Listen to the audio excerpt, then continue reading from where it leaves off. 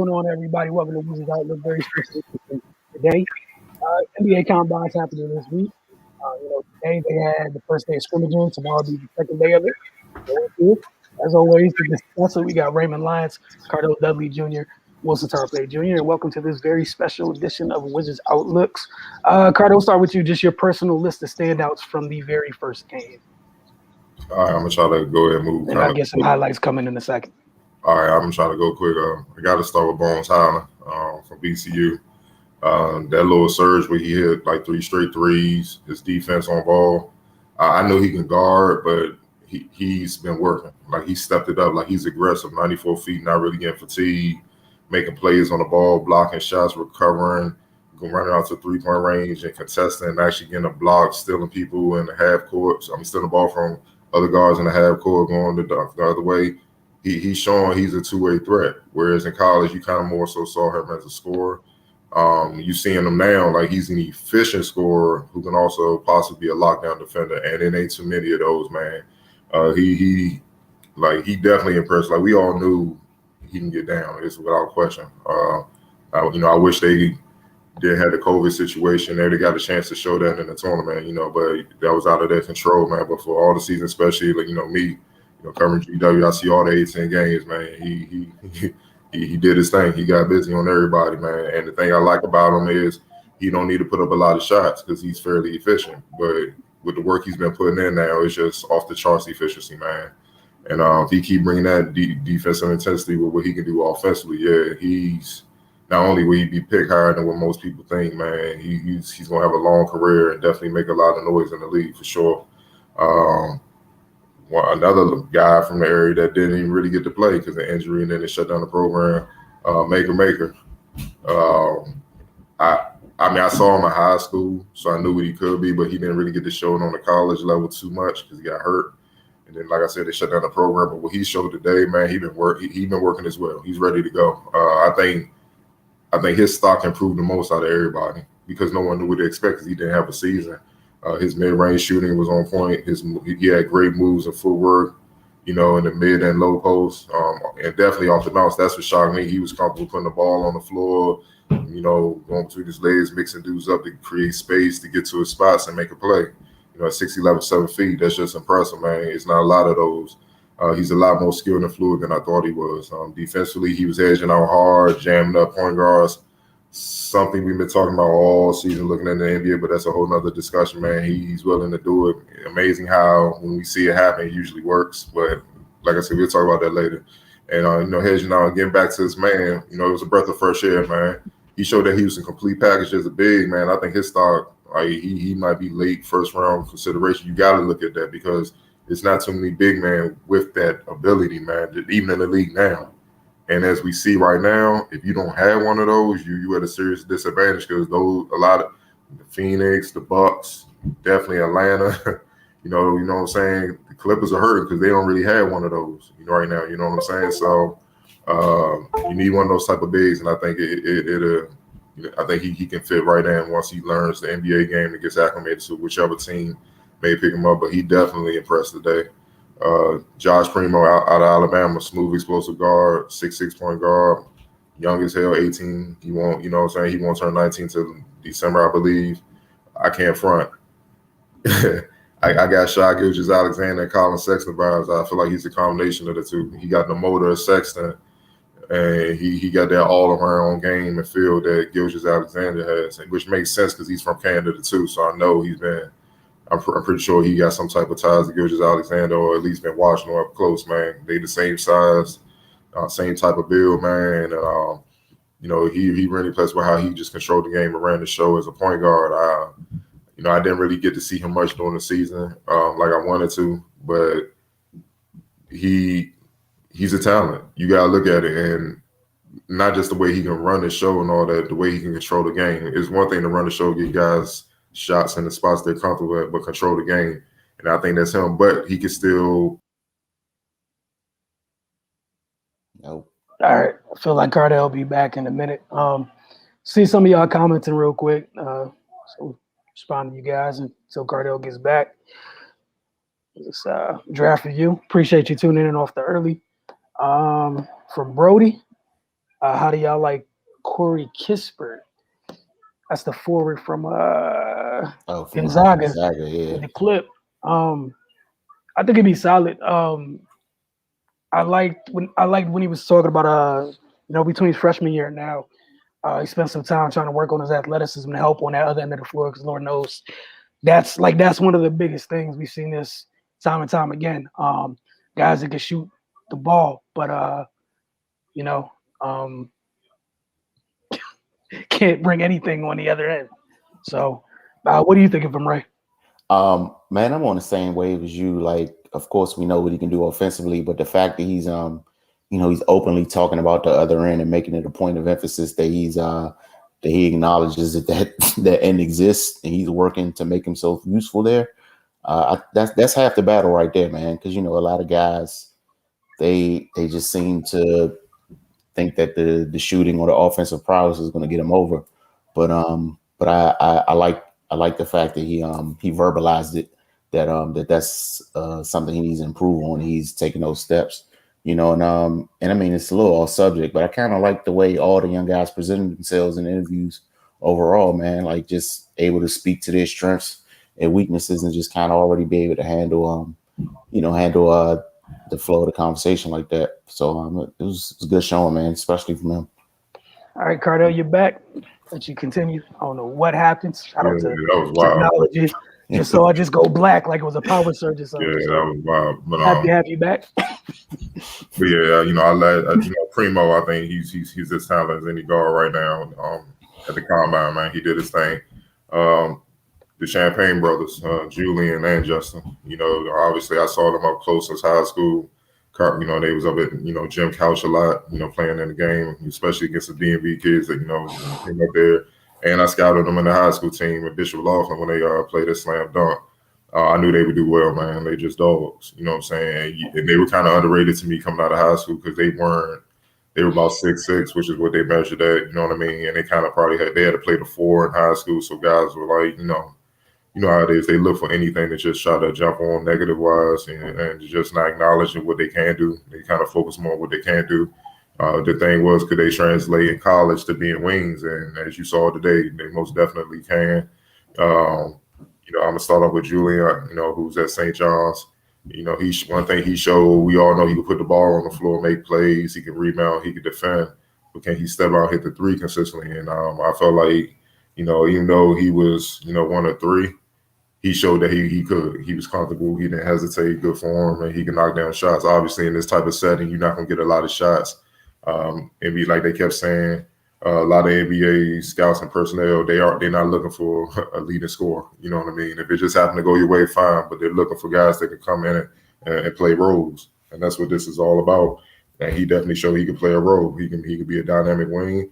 Even in some stretches when teams go small ball, he can go down low at the 4 and still thrive. And one thing I like about him and his brother, from Pitt, Justin's a little bit more polished offensively, more efficient, but they both kind of similar. It's like the Morris twins. They're both similar, you know what I'm saying? But Marquis may be a little bit more athletic, but Marcus is more efficient. He's more consistent with his skill. It's similar to that type of thing. But the one thing I like about both of them is that, they're undersized. They're great rebounders for their size. Like, they go in there and get some boards, and that helps your team. As we saw last night in the playoff game, they missed a key offensive rebound and hurt, you know what I'm saying, with the Bucks. So I just feel like their stock, is what it's going to be.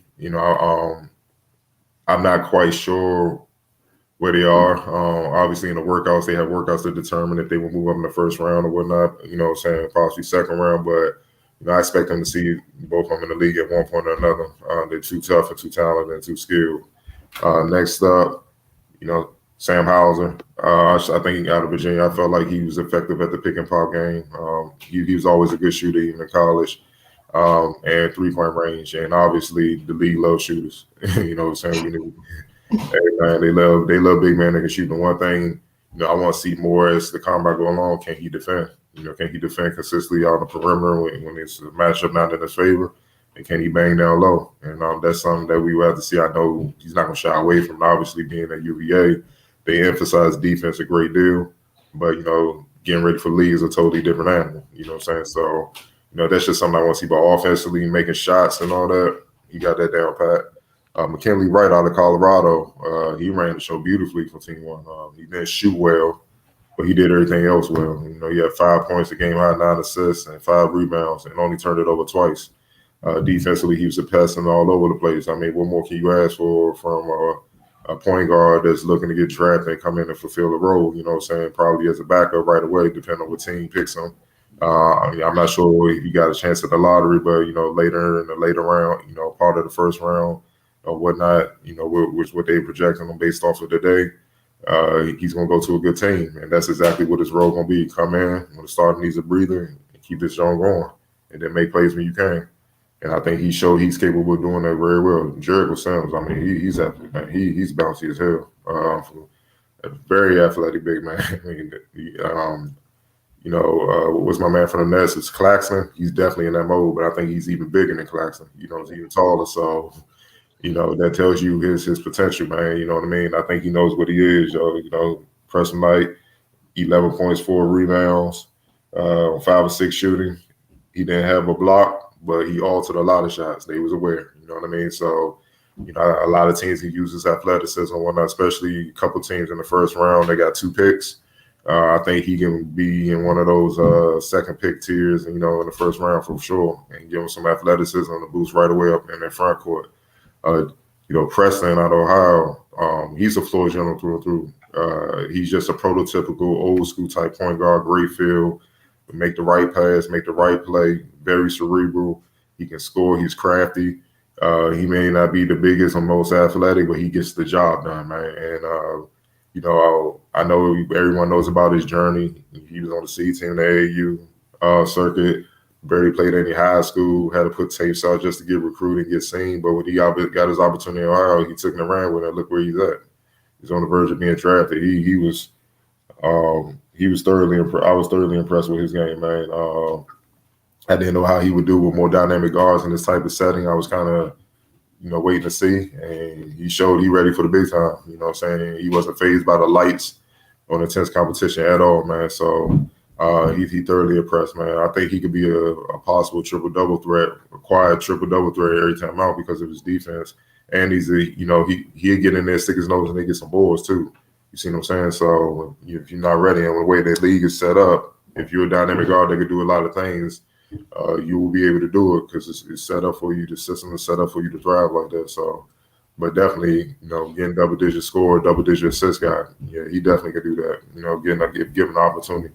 Quentin Grimes, he's always been a bucket out of Houston. He's a professional scorer. You know, he had 12 points, but he's always been a 3-level scorer, a guy that can fill it up from all over. So I'm not surprised with what he showed, man. You know, he's big time. We saw him in the tournament. We saw what he was doing, man. So, you know, he's not phased. He's been ready for the league. And I think playing for Kelvin Sampson was big for him. You know, he definitely put him kind of in a league structure. So he's just ready to go, man. You know, I just like he's not hesitating, man. You know, and he did it within the flow. He ain't have to force anything. So I love guys that don't need a lot of shots to put points on the board. To me, you don't really get a lot of credit if you need 30 shots to get 30. I mean, a lot of players can do that, but he don't need that. So you got to give him respect, man. He definitely thrived. Nemus Quater, you know, been speaking a lot about him since the tournament. You know, even off wax, 15 points, 8 rebounds out of Utah State. Athletic big man. Hustle plays. That's what he. You could tell that's what he thrives at, man. He was getting on the floor, loose balls, blocking shots, altering shots, running back and forth, hedging out hard, getting back, contesting, running in there, and still getting the rebound. He was all over the place, man. He was defending inside and a perimeter, and running the floor hard for scoring opportunities, man. You know, I could see a Capella role for him. That's exactly what I see for him. At the next level as he continues to grow. And at this stage, he's a lot more developed than Capella was when Capella first came in the league, man. So you see how Capella's thriving. So I wouldn't be shocked if he boosted his stock and teams take a chance on him. You know, a few more Josh Christophers on the state. You know, they said he was 6'6" in college, but you imagine that we're about 6'4.5", close to 6'5". Dynamic guard, man. He has the tools to make a lot of noise in the league. You know, versatile tail, scored 16 points. Grabbed 10 rebounds. He's a tough cover because off the bounce, he's so crafty. He knows how to create space off his handle and footwork, but also with his body, you know how to bump you, create the space and whatnot. And he's a strong defender, man. That's something I wasn't quite sure about, but you can tell these guys been working. They took this serious, man. They've been working on the game. They've been working on the conditioning, been in the weight room. So they showing things that maybe you kind of didn't think they had, throughout the season, man. And that, if you're gonna be a two, you gotta be able to guard, man. Or it's gonna be a long night. You're gonna get to it, especially when you first coming in the league. So, I love his game in Arizona State, and I think he has a chance to shine right away. Then also taking a count, I know he's 6'4.5", but he got 6'9" wingspan. He's 214 pounds and has a 37-inch vertical. Like, he has all the tools to beat. That's what I mean. He's dynamic, man. He got all the tools to come right in and put points on the board and hold his own defensively as he learns to lead. So he definitely did his thing. Isaiah Mobley, I know everybody's on his brother Evan.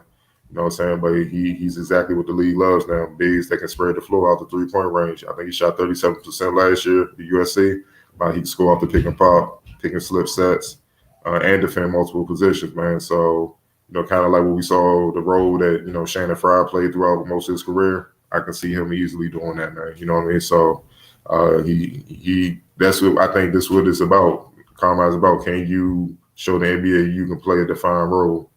And then it's like any level, once you thrive in that role, the coaches will start working with and expanding your role. And that's how you become a star and all that. But if you don't master your role, why would the coach trust you? You know what I'm saying? That for anything extra, you can't even handle what I'm asking you to do. So I think he's tailor-made for that. And, like I said, I spoke on Justin Champagne, the brother of Julian. He had 11 points, 12 rebounds. Like I said, athletic wing that can score from all three levels. Dangerous in transition. I love the play that Quinn Grimes had when he caught it on the outlet and dropped it off and left it for Justin. He dunked the hell out there, John. That's the lead. He can run it. And I like that he could play either pace. He could play a slow down pace and he can play a fast pace and do his thing. He's dangerous in transition. Is a great rebounder for his size. He was one of the best rebounders in the ACC at Pitt. So those are guys that stood out to me in day one. All right, Ray. Your turn, sir, to follow that up. Cardell ain't leave much. The water boy for Team One, he did his thing. but nah, man, seriously, Moses Wright from Georgia Tech, man, he definitely has a presence around the basket on both ends. Good size. He also showed some range. He was able to step out and shoot threes comfortably. As a high motor guy with good athleticism, he had a solid season at Georgia Tech, and it was really just business as usual for him in this game.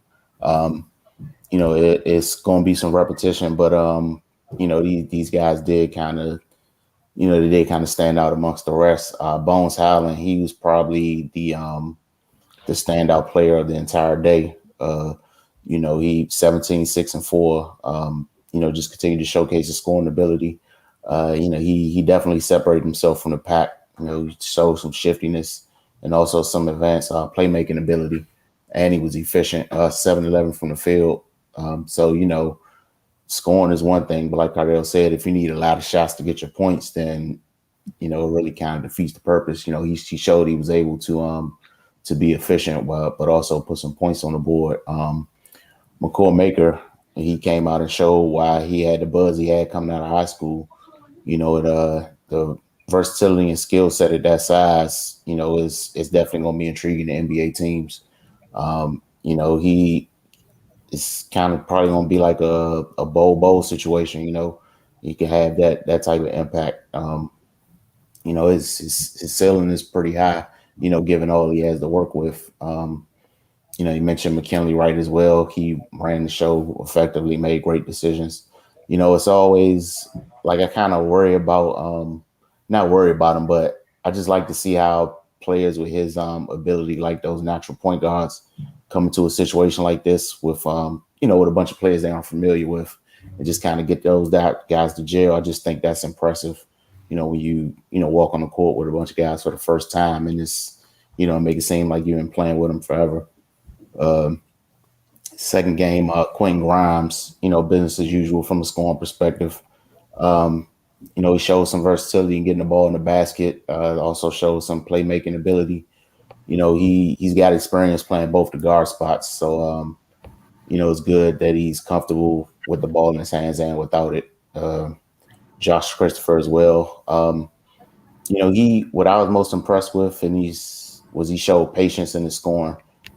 He's extremely confident. He processed the game well and picked the spots. His talent and his athletic ability isn't to be questioned, but he showed the game was pretty much going slow for him.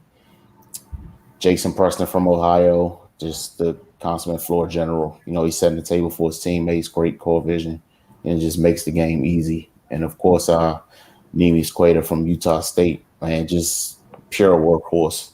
Most energy out of everybody in the gym. He did all the dirty work, finished well around the basket. Showed good hands, rim protector, and yeah, man, like with the way the league is going, back to it's kind of like the WNBA now, man. You need like one or two solid bigs, or you're gonna be in trouble, like we seeing now. Like teams are getting back to kind of punishing people for trying to play that small ball. So he'll definitely find a place in the league and be able to carve out a nice career for himself.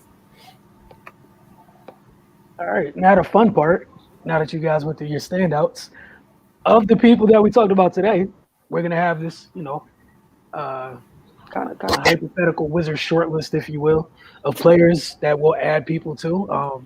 Whether you guys both agree, and then later on, near the end of the process, we'll legit have a short list where you guys agree on who you want to put on the list. But as of today, the guys that you guys talked about that did stand out, who would you put on, this Wizards short list today?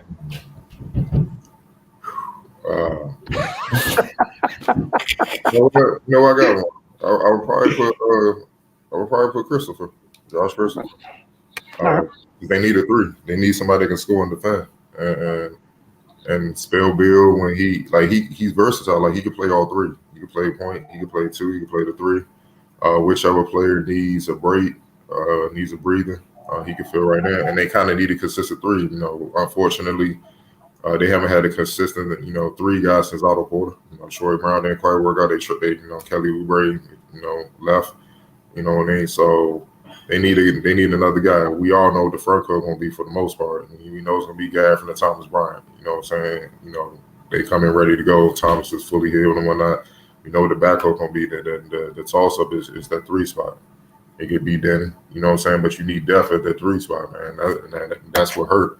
They had to keep filling guys in that didn't quite fit in. Like at times, Burst Haynes was playing there, and he's limited athletically. He's 6'10". So, that's tough. But I think Christopher, with his wingspan, he can get away with it with his athleticism and his shot making. Plus, he can get in there, defend the rebound. Like, he can help you in so many ways. Out of all these guys, I think he's the one. I would say Bones, but Bones is a little bit too small. He's a little bit shorter, overall. You know what I'm saying? So, he would probably be more of a strictly 1 or 2 type guy, you know what I'm saying? But Christopher being 214 as well with the athleticism and the wingspan he got, he can easily get away playing the three, guarding threes, and help him be on Russ out. You know what I'm saying? Spelling them when they need to, depending on the lineup.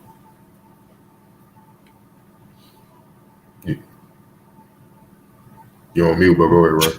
It would help. Thank you, Cardell. Go ahead, right? It would help. Yeah, I agree. I think Christopher will kind of address some of the issues, for all the reasons Cardell laid out. Like we definitely saw them struggle at that spot on both sides of the ball, to be perfectly honest. Another guy, a guy like Moses Wright, kind of similar to Rui in a way, but yeah, definitely that 3 spot needs to be addressed. And Wright, he can also come up, maybe bolster up that front court a little bit when those guys are on the bench. It's a lot of room for improvement there from the roster up to down. But the starters are pretty much settled in what they're going to be. They just need some depth. But yeah, that 3 spot is especially with the way the league is now with these wings, man, they need something right there. I think Josh Christopher would fit pretty well. They just need another dynamic player and another guy that can get his own offense, so it doesn't really fall on Brad all the time. Mm-hmm. So So yeah, I think those would be two good additions for them.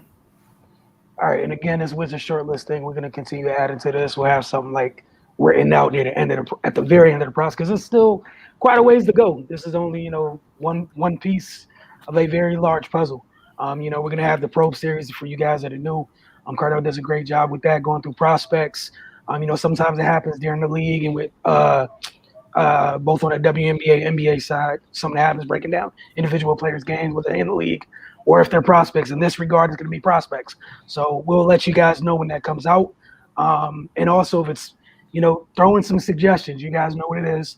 The Focus TV, it's really simple. Get over to focustv.com. That's easy. Then on, Twitter, Facebook, even YouTube here in the comments. If there's certain players, put up your suggestion. I'm not saying he's definitely going to listen, but put your suggestion out there. We'll see. Maybe your suggestion happens to be somebody that's already on his list. Who knows? We'll find out. We got, we'll give y'all like a 5 minutes or so. If y'all have any questions, you're on YouTube, Twitter, IG, etc. Throw something out real quick. We'll answer before we get out of here, because it's a long night, man. Got Mystics out later tonight. Mystics in the middle of a road trip, 10:30 start time. I'm old. Might have time for a nap. Don't know. We're going to see.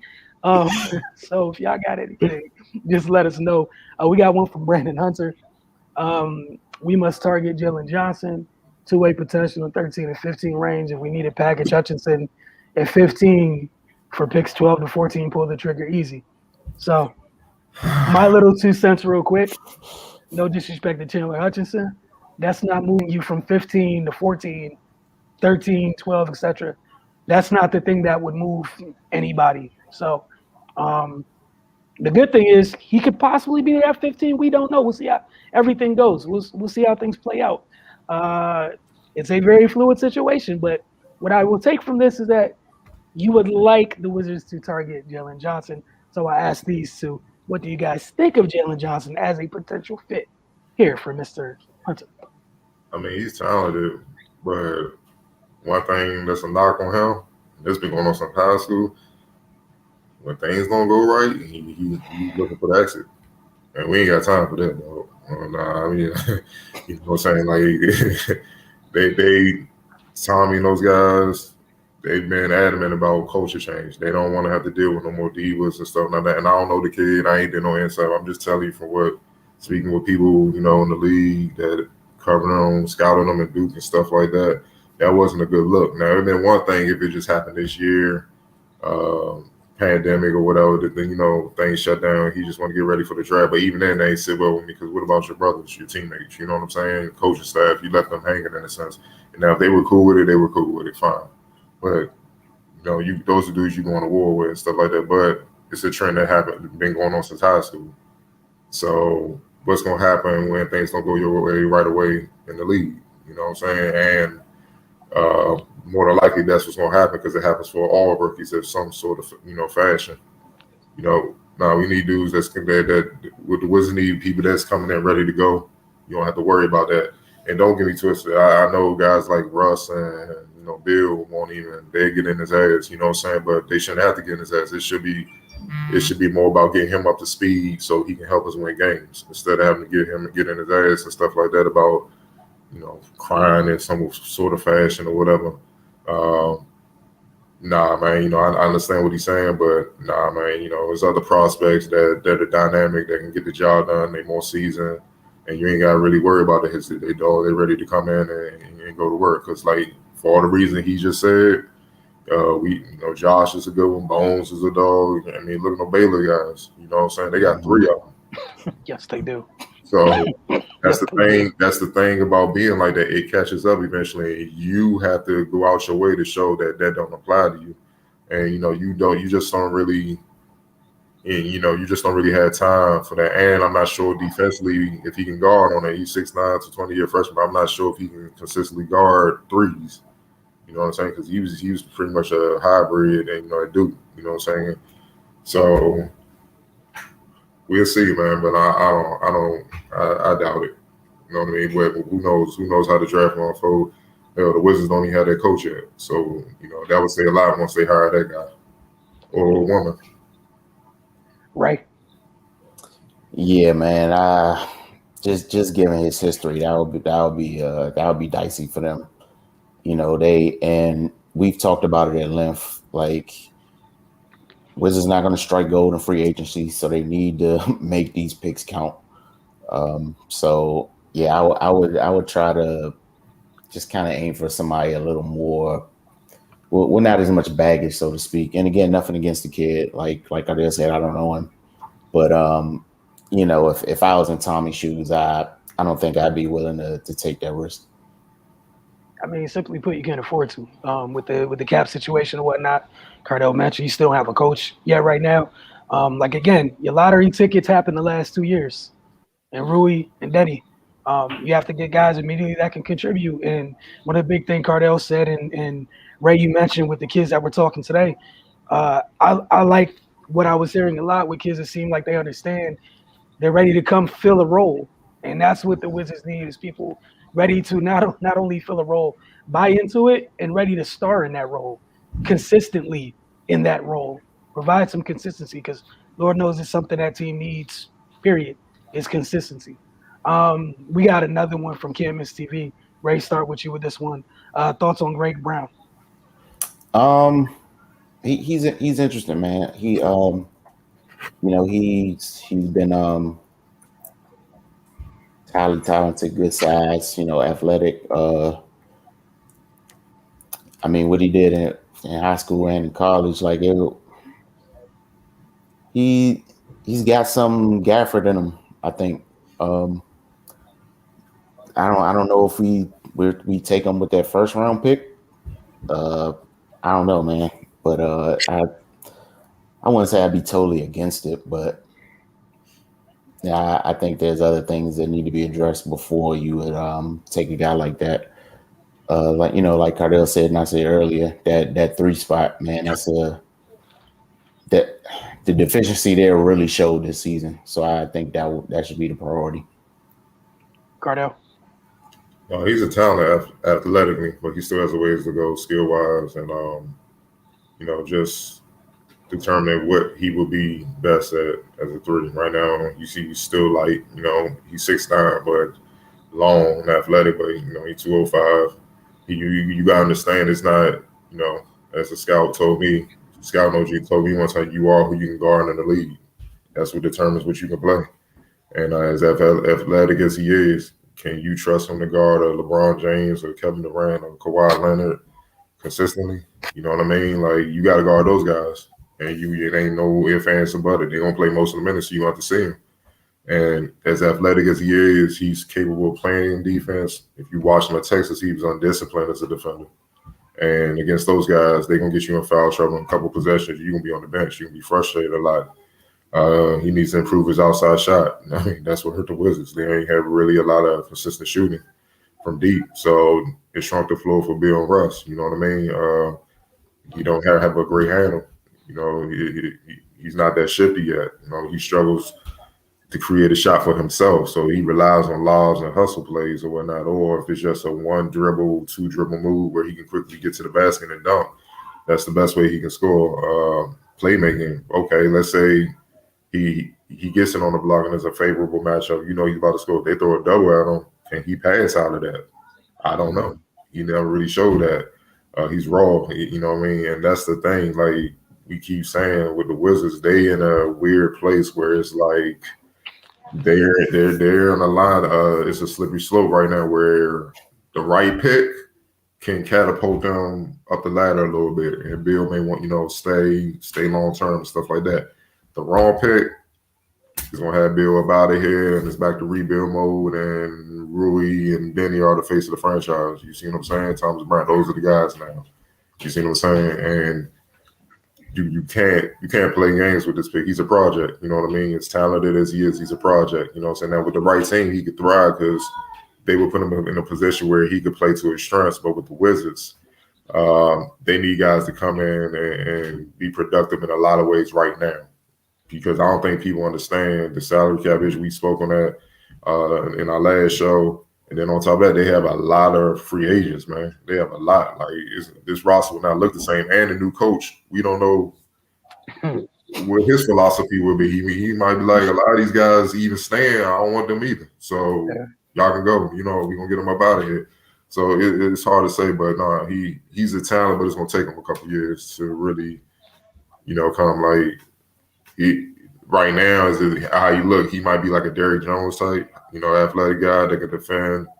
You know what I'm saying? Dunk on cats and transition, stuff like that, block shots, weak side help and all that. But he definitely got to get his skill up to par, man. Because if you get the skill up to par, yeah, he'll be a dynamic. It'll change everything with that athleticism and size and wingspan. But the Wizards can't take that chance. Like, they need a sure thing. Like, they need a sure thing. They can't afford. They can't afford projects, man. And that's the reoccurring theme here. Because of the veteran backcourt, it drastically alters the timeline because those are the best players on the team, right? So it's pretty much where everything's behind. And then if you take those two out the picture, now it's a whole different discussion. Now you can, like, hypothetically, if those two were here, now you can entertain some of the things that could pay off later. But in this reality, they are here. This could possibly be this is Bill's last contractual year here coming up. Like you said, like, I know some of y'all are excited about some of these kids that have a lot of upside. This needs to be one of the most boring draft selections ever. Like, it needs to be something that can come in right away. Here's a role, and I'm ready to hit the ground running in said role. And the only thing that could change is me getting better at this role as the season goes on. Like, I hate to be that person, just being perfectly honest. And Cardell brought up another great point. Without having a coach, like, we can't even operate under whatever. Like, how does when you're going through this process of getting a new coach, how does this change whatever vision you previously had for the roster under the last coach? Like you said, somebody else might come and be like, oh yeah, someone, maybe Scott thought player A, B, and D fit well together. This new person be like, no, I don't like none of that. Yeah, So, and that's why, if you look at a lot of mock drafts, they got guys like Franz Wagner or Corey Kispert, my fault. They kind of got guys like that. I'm seeing this more dynamic guys that you can put in that mix. They just got to do their due diligence and all that. But because they can shoot the ball, they're seasoned, they know how to play basketball, and they can help you win games right now in a lot of ways. These guys may be better in the long run, but for this team, they need somebody that's ready to go. That's why if you notice a trend, they've been drafting guys that have put in work in the season. Like, all right, Dent Rui, 3-year college player, Gonzaga, played on the biggest stages. He coming.